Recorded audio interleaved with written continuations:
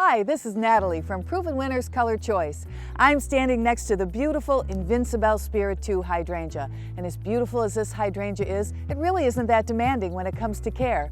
Today I'm going to give you some quick tips on how to fertilize your hydrangeas.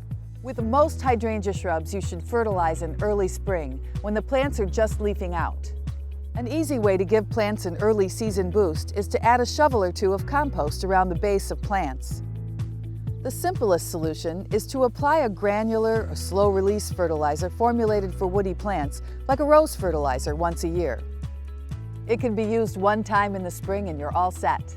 A 10-10-10 fertilizer will also work just as well if applied twice, once in the spring and once in early summer. An important thing to remember is don't fertilize after late July or early August.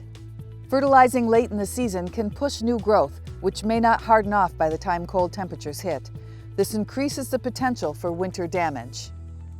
You don't need to fertilize your hydrangeas every year. In fact, sometimes that can result in lots of leaves and not very many blooms.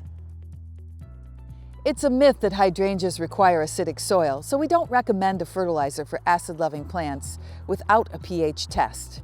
If you do that, it can push the pH levels to a dangerous or at least an unfavorable level for your hydrangea. You can buy a soil sample test online at your local garden center, or you can go to your local extension office. Many of them offer soil testing.